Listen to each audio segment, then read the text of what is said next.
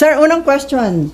Since yung verified impeachment complaint against VP Sara is now in the Senate, ang tanong ng marami, why the Senate went on break last night without tackling the verified impeachment case against VP Sara? Pero sir, right now, walang nang-pressure o kumakausap sa iyo from both sides para yung isa, bilisan, aksyonan, o iba naman para upuan itong impeachment. Well, maraming bumabanat sa media magkabilang panig na gustong madalin o gustong i-dismiss ito. Pero walang epekto naman. At tulad ng sabi ko, hindi ko papakinggan yung mga boses na yan.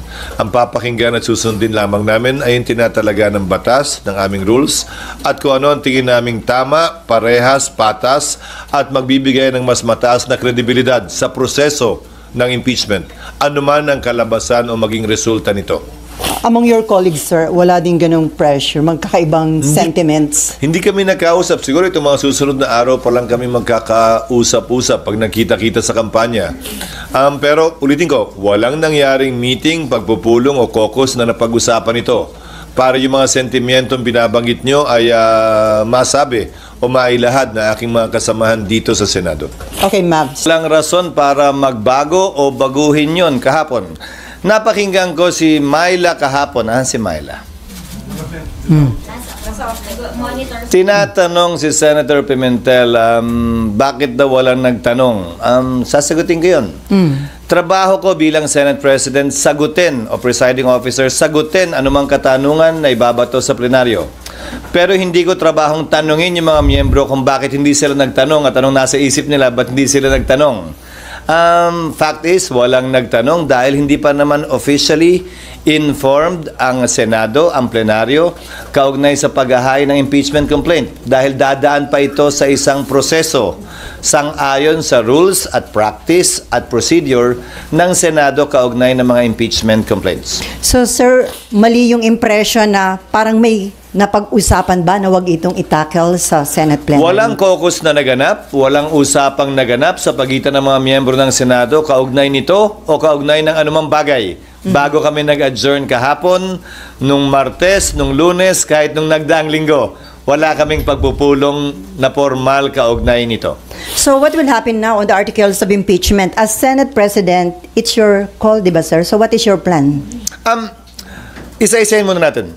Sang-ayon sa rules ng Senado, kapag kami inihaing articles of impeachment or complaint or resolution on impeachment sa Senado, the Senate President, nakalagay sa rules namin, shall take proper order of the subject of impeachment. Ngayon, ano bang ibig sabihin ng shall take proper order of the subject of impeachment? Hindi nung impeachment complaint, hindi nung impeachment, but the subject of impeachment. Ibig sabihin nun, kailangan isaayos muna ng Senate President ang Senado para sa pag-conduct ng isang pagdinig o trial. Sasagutin ko rin yung isang napakinggan kong abogado na tila eksperto din daw sa mga bagay na ito. Sabi niya, the Senate shall immediately, ayon sa kanya, sabi ng Constitution, proceed with trial. Busin na lang ng konti pero parang hindi niya nabasa yung saligang batas. Walang sinabing immediately ang saligang batas. Ang sinabi ng saligang batas ay shall forthwith proceed with trial. Ngayon, kung babalik tanawan natin, bago ko sagutin yung tanong, Sally, kukumpletuhin ko na para... Okay. Kung babalik tanawan natin, may inihain na impeachment complaint noon 2011 laban kay Ombudsman Mercy Gutierrez. Inihain nyo ng March 23. Nag-adjourn ang Senado ng March 26. Walang ginawa ang Senado nun. Nagsimula ang trial May 19. Mahigit kulang-kulang isang buwan ang lumipas dahil magre-recess din sila noong mga panahong yon. Kung maalala nyo ang impeachment ni dating Chief Justice Corona, ng yumaong dating Chief Justice na si Corona, final ang impeachment complaint ng December 13, nag-trial po sila January 19. So kung susuriin nyo, base sa President yung salitang forthwith, hindi naman po ibig sabihin nun kinaumagahan, agad-agad, dali-dali. Mahigit 2 buwang inupuan, pinag-aralan, binasa, tiningnan ng Kamara yung mga impeachment complaint na nakabinbin. Mahigit 2 buwan, hindi finorward ng Secretary General ang impeachment complaint sa tanggapan ng Speaker para i-refer sa plenary at sa Committee on Justice. Magkatabi lamang naman ang kwarto tulad sa Senado ng Secretary General at ng Speaker, ang Secretary ng Senate at ng Senate President. Bakit naman kami bigla sasabihang gumalaw umakto agad sa loob lamang ng ilang oras? Kung nagpa-banjing-banjing sila gawin ito, siguro wala naman silang basihan ngayon na madaliin kami, lalo na nasa huling araw na ng sesyon. Yan pinadala sa amin, halos mag-aalas 5 pa ng hapon.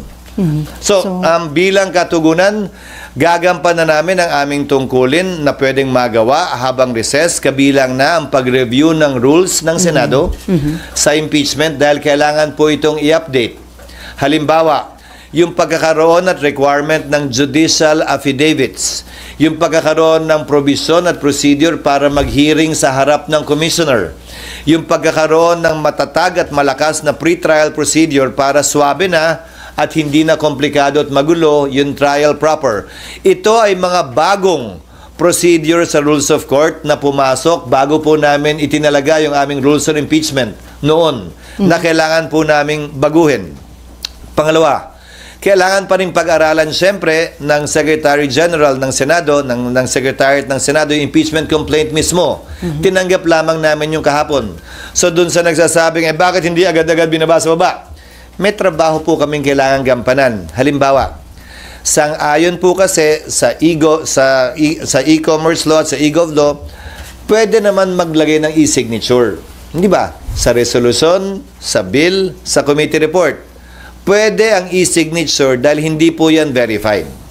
Subalit, ang complaint or resolution on impeachment, verified po yan. Pinanumpaan dapat yan sa harap ng Secretary General ng Kamara. Susuriin pa po isa-isa ng Secretary ng Senado yung mga pirma kung e-sig ba yun o wet signature. Bawal po ang e-sig. Dahil kailangan pinanumpaan ito. Paano ka manunumpa sa harap ng SecGen kung inutos mo lang yung opisina mong i-affix yung e-sig? Meron naman pong app, gagamit kami ng iba't ibang app para makita at malaman kung e-sig nga ba siya o wet signature. Para matiyak na yung bilang talaga ay sapat dun sa 1/3 para mag-comply dun sa direct filing sa Senado. Mga halimbawa lamang ito na mga dapat pang gawin at gampanan ng Senado. At bilang panghuling sagot, para mag-convene ang impeachment court, kailangan may sesyon ang Senado. Okay. Para manumpa ang impeachment judges, kailangan may sesyon ang Senado. Bagaman ang trial pwede mag-proceed kahit na recess, tulad ng nangyari kay dati at yumaong Chief Justice Corona, dapat ito'y masimulan, makonvene at mapanumpa ang mga judges kapag may sesyon. So kung may mangyayari mang aksyon o kaganapan kaugnay nito, yan ay mangyayari sa June 2, pag-resume ng Senado, matapos ang eleksyon at pasayan ng mayoriya ng Senado kung aamyendahan ba yung rules, anong ilalagay sa rules, i-authorize ba tulad ng nasa rules of court ngayon na suppletorily applicable na pwedeng mag-hearing habang recess dahil may 12 senador pa namang maiiwan. Natatawid hanggang 2028 pa ang termino, kabilang ako. 12 lamang naman ang matatapos ang termino. Gagawin ba yung parang sa rules of court, I'm only citing examples, na i-authorize yung 12, parang hearing before a commissioner, natanggapin lamang yung ebidensya. Ito'y court of record naman kasi. Ibig sabihin, kahit na wala pa at hindi personal na narinig yung ebidensya, mababasa naman. Ngayon nga may video pa. Okay. Sir, yung sana natugunan ko yung iyong katanungan. Sir, bagaman mahaba. Sir, yung normal course of events na hindi kayo pwedeng mag-impeachment trial dahil naka-adjourn yung session. Pero according to Senate Minority Leader Coco Pimentel, may tinatawag siya na extraordinary situation na pwede niyong i-waive yung rules at kung acceptable to everyone, pwede pa rin kayo mag-conduct na impeachment trial kahit naka-break ang session. Pwede na, gaya ng sinabi ko, ginawa yan nung panahon ng impeachment ni dating Chief Justice Renato Corona. Tumuloy yung impeachment trial bagaman nag-adjourn na ang Kongreso at ang Senado. Nasa rules namin yun.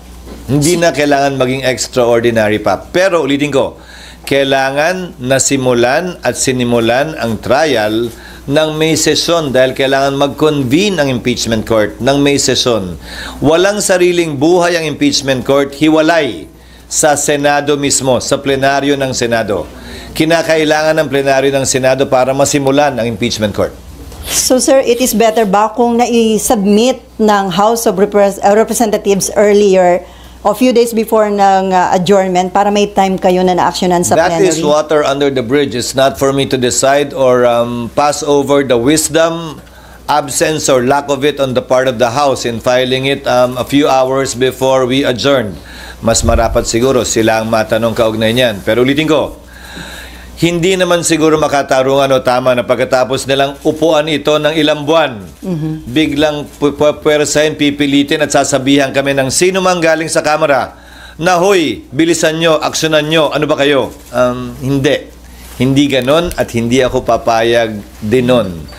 Ang impeachment process para sa akin, hindi mahalaga kung pabor kayo o kontra, hindi mahalaga kung ma-acquit o ma-convict.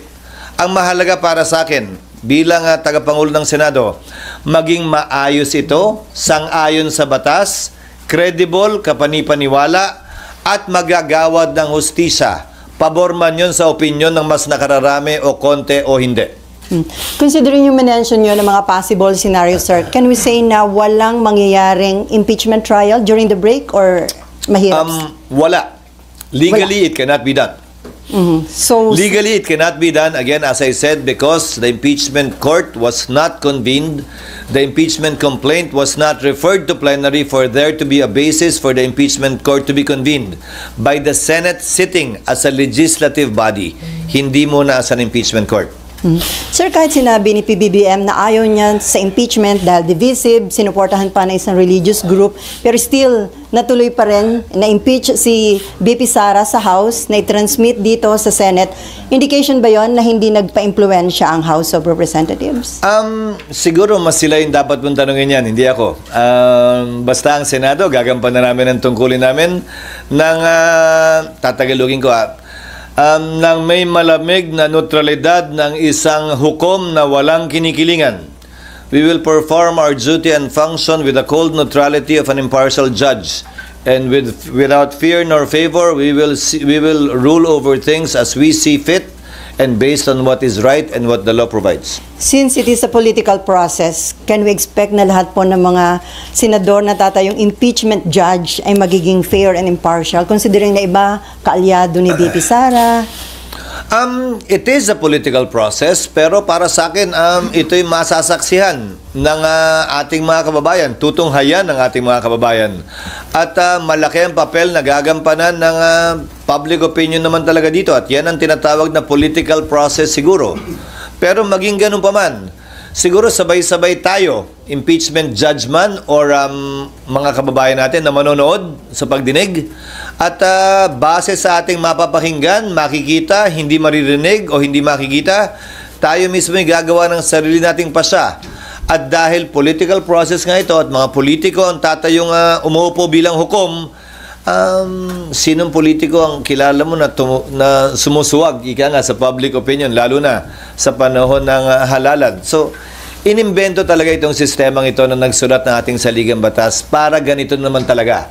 Hindi para maging sobrang hiwalay, ika nga, sa opinion ng publiko kaugnay sa bagay nito dahil politiko din naman ang hinuhusgahan. From Myla muna, although para nabanggit nyo na, kung May phone in. kung sir, kung after election magko-convene yung impeachment court, tas limited na yung time ninyo, carry over yun kung bago na yung composition ng mga senador at kongresista sa 20th Congress? Iyon ang aking paniniwala. Bakit? Ang Amerika kung saan natin kinopya yung ating sistema ng demokrasya at Republican government. Yung kanilang Senado, sa pagkakaalam ko, 1/3 lamang ang hinahalal at any one time. May naiiwang 2/3 pa rin. Kaya pwede mong sabihing continuing body talaga yung Senado. Ang Senado ng Pilipinas, 12. So, walang majority, walang quorum ang maiiwan. Subalit, ilang bagay ang nais kong sabihin kaugnay nito. Tingnan nyo na lamang ang mga collegial courts dahil ito'y hindi function ng legislature. Hindi ito typical na bill sa aking pananaw na pagtapos ng Kongreso, i-file mo uli. Pag hindi na-aprobahan, kailangan aprobahan uli ng magkabilang kamara. Kahit na-aprobahan sa kamara, dito hindi, simula uli sa simula. Halos lahat naman siguro sangayon. Ito ay impeachment court. Hiwalay sa function ng lehislatura. Pero syempre, kikilalanin ang pagtatapos ng termino ng mga miyembro nito. So ano ang pwede nating ihalin tulad dito? Ang mga collegial courts. Ano-ano ang collegial courts? Sandigan Bayan, Court of Appeals, Supreme Court. Isama mo na yung Constitutional Commission, kabilang na ang Civil Service, ang COMELEC. Tanong, kapag kami nakabinbin bang kaso sa mga ito at nagpalit sa tagal ng kaso sa mga korteng yan, ang mga mahistrado ng Korte Suprema, mahistrado ng Court of Appeals ng Sandigan Bayan, dahil ito ay mga courts of record naman, dinidismiss ba yung kaso o nagpapatuloy lamang?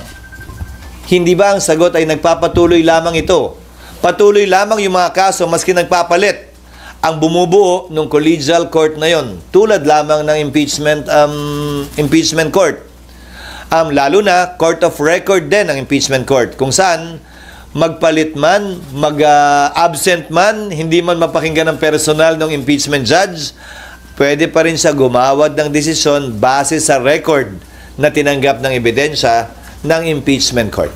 Sir, may patanong lang si Nympha. Paano kung magpatawag... Asan ba sila? Nasa press officer. Paano daw kung magpatawag ng special session si PBBM? Pwede nyo na actionan yung impeachment? Oo, pwedeng mangyari yon, pero ang pagpapatawag ng special session sa aking pagkakaalam Legal. ay hindi para mag-convene ng impeachment court. Sa aking pagkakaalam, ang pagtatawag ng special session ay para sa mahalagang bagay at panukalang batas na kailangan ipasa. Ayon sa ating saligang batas, hindi ito isa o saklaw marahil nung probisyong yon, kaugnay ng special session. Pero haharapin namin yon pag nandiyan na. Siyempre, pag nagpatawag ng special session, sang-ayon man kami o hindi, siyempre, alam namang hindi kami mag-attend. Okay, Mav and then RG. Sir, some senators... Sir, meron pong mga re-electionist senators na nag-raise na ng concerns na hindi nga raw sila makakampanya kapag raw po nagkaroon ng hearing during the break. Was that part of the consideration? No. Again, we did not talk about that. Nobody discussed that with me, that particular concern. Again, because no caucus was held about it for the simple reason that I don't want to presume that things will happen before it happens. Mukha naman kami masyadong excited, di ba, na, ayun na, bukas, nandiyan na, lika, meeting tayo. No, we did not do that. We had a lot of work to do trying to rush pieces of legislation that I'm sure you don't want to ask about anymore and will not talk about given the impeachment na mahahalaga din naman na makabuluhan at may malaking impact sa ating ekonomiya at bansa. Okay, RG. Just At ika, follow up lang dun sa kay Senator Bato. So, may Si basis... Senator Bato ba? Some senators lang ang sabi ni ma'am. Sir, marami sila. Oo. Pero isa si Senator Bato na parang concern niya, parang talo sila o lugi kasi hindi sila makakapag-ikot habang ibang senatorial candidates makakapag-ikot. Actually, again, may basis yung concern. not necessarily. Tandaan mo, maraming senador maraming kongresista ang sumikat sa impeachment at naging senador. Maraming mga senador na nag-re-elect din base sa impeachment. So, depende. Dahil nakatutok ang lahat ng buong sambayanan doon, ayaw mo nun, di ka na mag-iikot. Kung yun talaga yung pakay mo, meaning... So, depende. Ang sagot ko ron, depende. Pero ulitin ko, hindi namin napag-usapan yan. But it can make or break re-electionism. Well, definitely. Pero it's a platform, it's an opportunity. Saan ka makakakita ng live na teleserye tungkol sa tunay na buhay ng tao na hindi susubaybayan? Nasa sayo na lang kung yung karakter mo ba'y kontrabida ron o bida. At wala pang bayad, free. Isa pa yun, walang bayad. RG. Hala. Okay. okay, sir. Ang dami kasing pumirma dun sa impeachment complaint, about 215. Do you think that is reflective of the support for the leadership of the House? Hindi ko maintindihan kung saan nanggaling yung press release na yon ng Speaker. Sa pagkakaalam ko, ang impeachment complaint ay kaugnay sa pagpapanagot ng isang impeachable officer. At walang kinalaman sa pagsuporta sa liderato ng Kamara. Ihahalin tulad ko na lang siguro dito. Na ma-convict o ma-acquit ba sa dami o liit ng boto, magre-reflect ba yon sa suporta sa akin ng mga mambabatas dito sa Senado? Sana hanggat maaari wag nating iugnay masyado sa politika o pangangampi ang prosesong ito dahil naihain na nga. Ayoko nang bigyan ng kulay politika ito, magkabilang kulay man, green man o red o yellow o anuman. Sir, ang isa bang senatorial candidate can act as a defense lawyer? Candidate? What do you mean? Kasi may isang senatorial candidate, di ba? Parang may state, Attorney Vic. Sino? Attorney Vic Rodriguez. Nag-volunteer na agad siya? Oo. Kailangan muna siyang tanggapin ng kliyente bago siya makapag-volunteer. Parang, ang pag-volunteer ng abogado sa kaso, alam kong tawag dyan ay ambulance chasing. Hindi yata tama yun. Marapat ang kliyente, ang akusado, ang ini-impeach, ang mag-anunsyo ng kanyang mga abogado at hindi para i-volunteer yung serbisyo ng abogado. Yan ay nasa ethics ng mga abogado. Okay, RG. Sir, I think in the past it was reported that the former president would like to be a defense counsel for the vice president. Actually, that would be expected. Sinabi na niya yan, abogado siya, abogado rin. Si Vice President Sara Duterte, abogado rin yung kanyang asawa. Hindi ko na ikakagulat yan kung mangyayari man yun. There's no legal impediment to that. There is none. So, sorry ko In consider... fact, even the Vice President herself can represent herself in addition to other lawyers. So, sir, i-consider nyo sa pag-draft ng rules kung papayagan ng isang senatorial candidate na maging defense lawyer? By that time, tapos na ang halalan. Hindi na siya kandidato, abogado na lamang siya. Okay, Amor.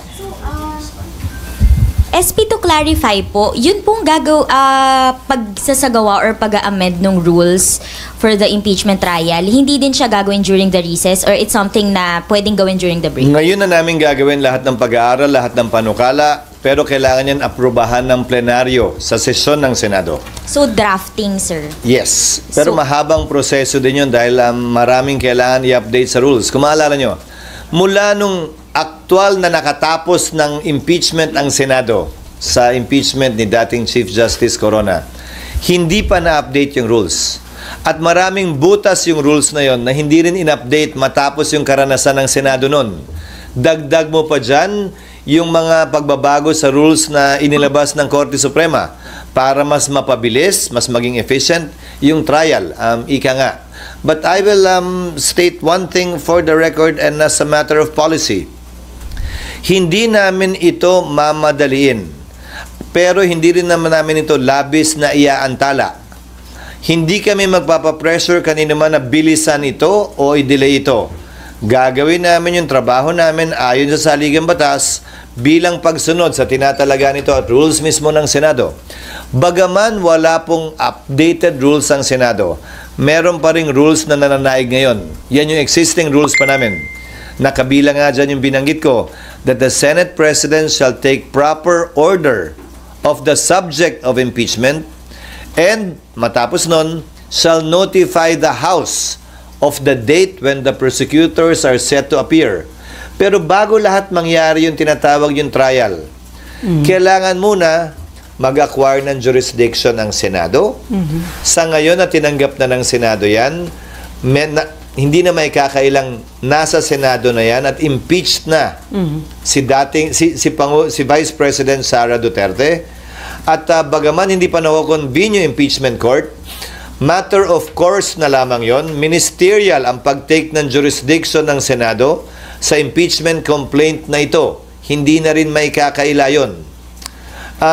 Pero kailangan pa matapos mangyari yon, i-amend yung rules, i-update yung rules, i-convene yung court, or base sa rules, pag nagsabi ang rules na kahit na hindi pa kino-convene ang impeachment court dahil nga patapos na ang termino ng 19th Congress, baka pwedeng bigyan ng kapangyarihan yung mga maiiwan na magsagawa na ng mga prosesong pwedeng isagawa bago ang trial. Kabilang na halimbawa, ang pagpapasagot sa nasasakdal. Ang pagbibigay ng pagkakataon sa prosecutor na sagutin yung sagot o reply dun sa answer. Ang pagsusumite ng judicial affidavits ng mga testigo na magkabilang panig. Ang pag-conduct ng pre-trial, pagkakasundo nila, o ito, concede na namin, tama na yan. Ito, hindi kami papayag dito. Pagdebatihan natin yan, presentahan natin ebidensya dyan. O pag-submit ng pre-trial brief.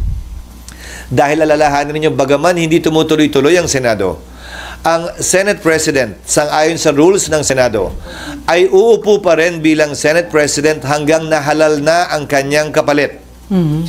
Dahil ang termino ko ay matatapos pa sa 2028.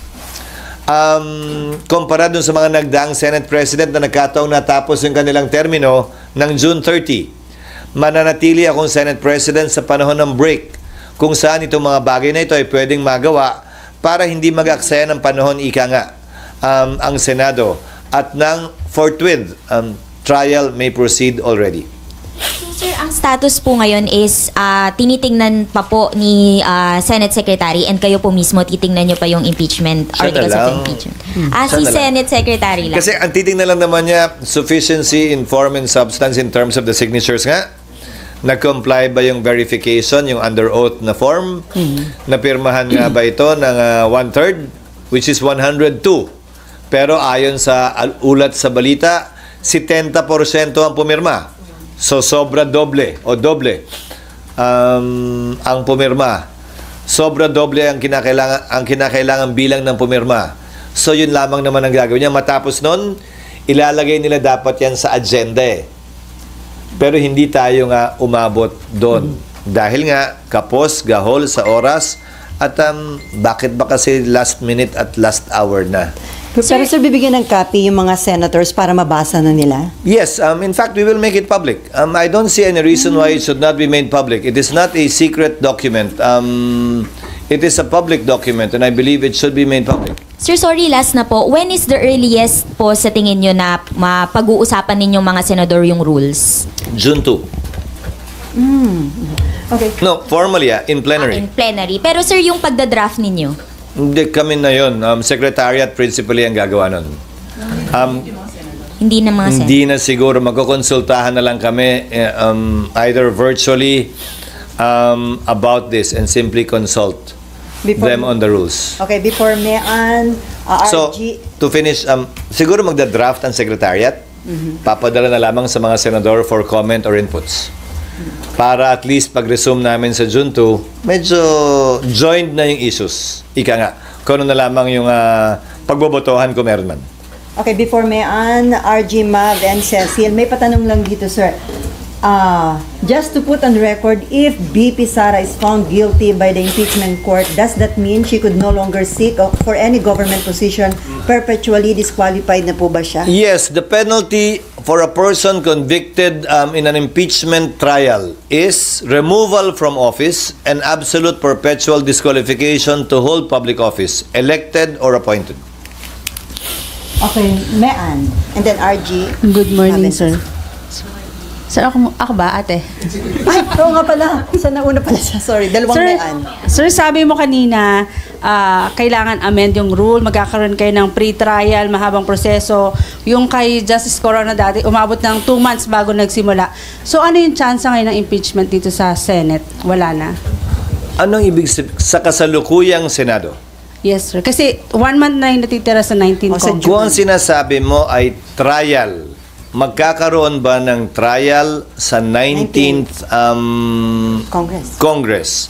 Depende sa rules na i-approve namin. Kasi gaya ng sabi ko, isa sa mga posibilidad, yung innovation ng Korte Suprema of late, meaning pagkatapos ng rules namin noon, na pwedeng mag-receive ng ebidensya ang commissioners, na pwedeng buuin ng maiiwang 12 senador, na maaaring magsimula ng June, bago mag-June 30. So, 19th Congress pa rin yun. Kung yan ang magiging pasya ng Senado ng 19th Congress kaugnay ng rules. So, may posibilidad. Trial pa rin yun, Bagaman presentasyon ng ebidensya sa commissioner ang technical na salita, trial pa rin yun. So, hindi pa din lumipat ng 20th Congress? Kasi naiwan yung 12. Lalampas ng 20th Congress o aabot ng 20th? Aabot ng 20th Congress, oo. Okay, Mayan, okay. Halos tiyak na yon. Aabot ng 20th Congress at ang magpapasya na rito ay ang 20th Congress at hindi ang 19th Congress. Sir, Iba yung composition kasi yung 12 mapapalitan. Malalaman pa lamang natin yan matapos ang halalan. Sir, may patanong uli. Si Erap na pardon, pwede bang ma-pardon din si Sara at eventually run again? Yes, Erap was not impeached. Erap was convicted and then was pardoned. Convicted by the Sandigan Fire. Yes. Dun Not yung by the pardon. impeachment court. Okay. Dahil hindi naman natapos yung impeachment ni dating Pangulong Estrada dahil sa EDSA 2. Okay, Mean. Sir, to be clear lang. Hindi pa ba clear? Hindi pa clear. Sir, kasi yung natanong na kayo na pero para lang mas malinaw. Yung kay Senator Coco na sinasabi niyang special circumstance na pwede pa rin magkasundo kayo 100% mag-convene kayo ng impeachment court during the break. Hindi na yun mangyayari. Only when, as I said, the impeachment court was convened. When we, the legislature, the Senate as a legislature, took note or took cognizance of the case, were all sworn into office and convened the impeachment court. Hindi naman nangyari lahat yun eh. During session. Hindi kami pwede paano namin i-refer yung impeachment sa Rules Committee para i-report out ng plenary para may basihan na magsumpa kami bilang impeachment court at i-convene yung impeachment court. Paano namin gagawin lahat yun ng walang session? So parang dapat sana kahit paano na-report out man lang kagabi sa session. Tapos after nun, kahit hindi kayo nakabuo ng impeachment court, pwede during the break bumuo? Hindi pa rin. Kailangan kasi yung pagsumpa namin at pag-convene ng impeachment court is in session. Ulitin ko ba't ba nyo kami minamadaling gumalaw ng ilang oras? Process lang. Sila mahigit 2 buwan, inupuan, pinag-isipan at pinag-aralan yan. Siguro naman entitled kami ng ilang araw man lang. Thank you, sir. That's all for me. Okay, RG and then si Mav and Excuse then me, sorry. Cecil. Sir, of course, there are those na may mga nagre-react na doon sa sinabi nyo kanina that it cannot be done during the break and that sa June 2 na ang earliest action. What is your message to them? Magbibingi-bingi ang School of Acting ako dun sa mga pabor sa impeachment complaint at laban kay Vice President Duterte. Magbibingi-bingihan din ako dun sa tutol sa impeachment at ayaw kay Vice President Sara Duterte. Hindi namin trabahong pakinggan sila. Trabaho namin gampanan yung aming tungkulin. Sa abot na aming makakaya, base sa itinatalaga ng batas at hindi base sa gusto ng magkabilang panig na klaro ay partisano, pabor man o kontra sa impeachment, pabor man o kontra kay Vice President Sara Duterte. Wala kaming pakialam sa mga yan. Sir, just to be clear, until the Senate renders a decision on the merits of the case, she remains Vice President. Definitely yes. That is what the law states. Pero sir, right now, Unless, just for the sake of argument, because this was in part of our history, March 23, and I hope I will not be misquoted for this, March 23, final ang impeachment complaint laban kay Mercy Gutierrez. March 26, kinonvene ng Senate ang impeachment court, tapos nag-adjourn agad.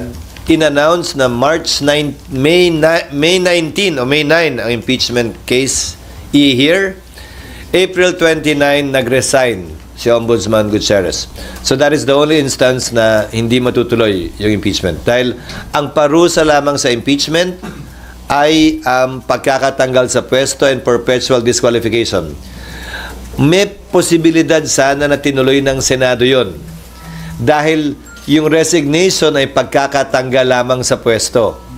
Pwede pa sana nilang ituloy yun para dun sa absolute perpetual disqualification. Pero minabuti ng Senado noong panahon yun na wag nang ituloy at i-dismiss na yung kaso.